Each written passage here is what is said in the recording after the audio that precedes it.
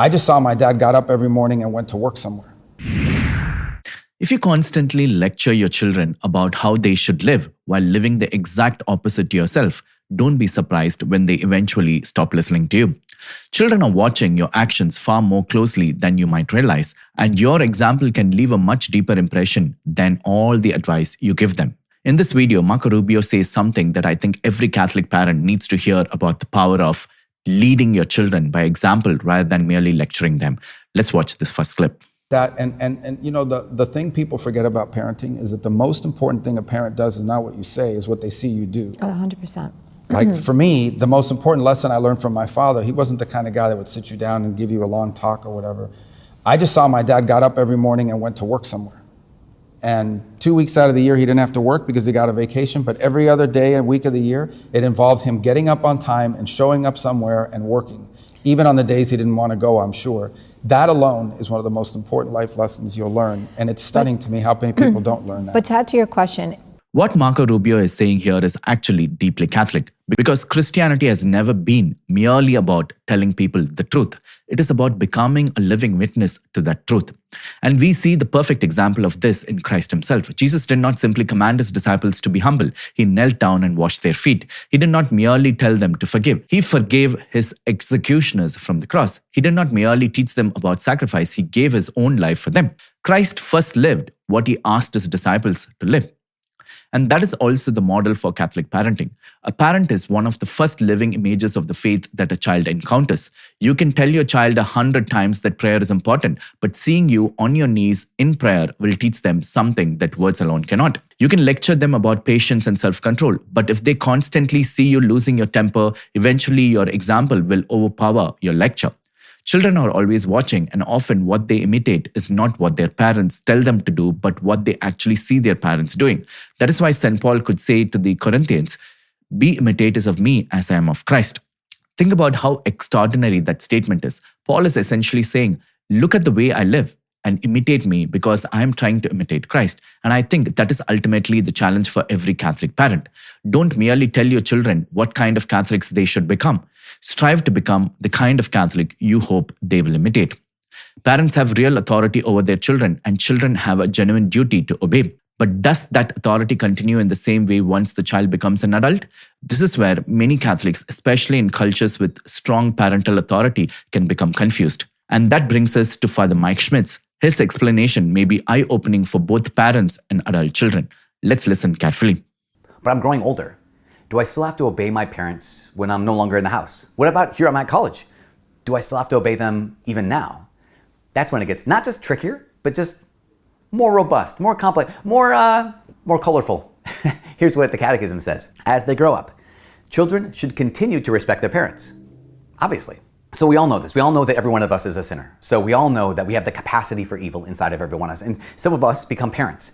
And in that, there can be really horrible things that some parents do to their children.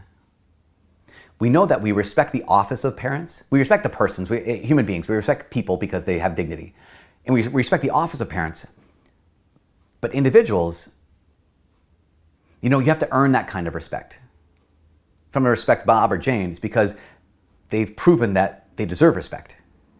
At the same time, so what the Catechism is talking about when it says we must respect our parents, they mean respect them as persons made in God's image and likeness, and also respect their office, but not necessarily respect their choices, not necessarily respect how they have lived out that parenthood. Does that make any sense? Hope that makes a distinction. It goes on to say, okay, as children grow up, they should continue to respect their parents. They should anticipate their wishes, willingly seek their advice, and accept their just admonitions. So anticipate their wishes. Basically, you're going to have a relationship of love with your parents.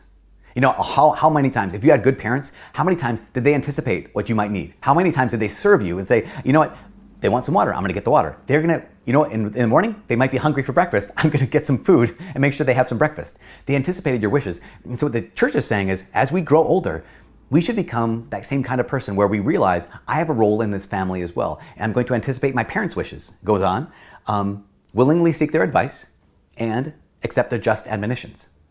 So just admonitions, right? If they have good advice, if they have good counsel, well then, great, I can seek that out and I can accept that. Goes on to say, obedience toward their parents ceases with the emancipation of their children. Meaning, when you're on your own, you no longer have to obey your mom or dad. The expectation to obey your parents ceases when you're independent of them. Now that's important because the next distinction is very clear. It says obedience towards parents ceases with the emancipation of the children, not so respect, which is always owed to them. I think this clarification from Father Mike about the Catholic teaching on obedience to parents is extremely important, particularly in cultures where parental authority can sometimes be treated as though it were almost absolute. Many people grow up with the idea that disobeying your parents is automatically sinful, regardless of your age or circumstances, but that is not actually what the Catholic Church teaches. The Catechism makes a very important distinction. It says, as long as the child lives at home with his parents, the child should obey his parents in all that they ask of him, whether it is for his good or for the good of the family. But then the Catechism goes on to explain that as they grow up, children should continue to respect their parents, while obedience itself ceases with the emancipation of the children.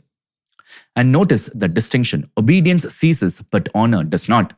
That is incredibly important. Becoming an independent adult does not suddenly mean that your parents become irrelevant or that you are free to disrespect them. The fourth commandment does not disappear when you turn 18. You should continue to honor your parents, love them, care for them, listen to their wisdom, seek their advice, and take their concerns seriously. But honoring your parents is not the same thing as giving them absolute authority over every decision you make for the rest of your life. And I think this distinction is particularly important in countries like India because children can sometimes be raised with such strong dependence on their parents that even after becoming adults, they struggle to make major decisions independently. Parents can end up having an enormous influence over which school their children attend, which college they choose, which career they pursue, which company they work for, where they live, what house or car they buy, and perhaps most importantly, whom they marry. Now, there is absolutely nothing wrong with seeking your parents' advice about these things. In fact, ignoring the wisdom of good parents simply because you are an adult would be foolish. Your parents may know you better than almost anyone else, and their life experience can enormously be valuable. But advice is not command, and respect is not blind obedience. And this brings us back to Marco Rubio's original point. The goal of Catholic parenting is not to control your children forever, but to form them so they can freely choose what is good. When they are young, you can guide them through authority. As they grow, through your example, wisdom, and relationship. Ultimately, success is not saying, my adult children still obey me, but I showed them how to follow Christ, and now they freely choose to follow Him. I hope this video is helpful. Let me know your thoughts in the comment section. God bless you.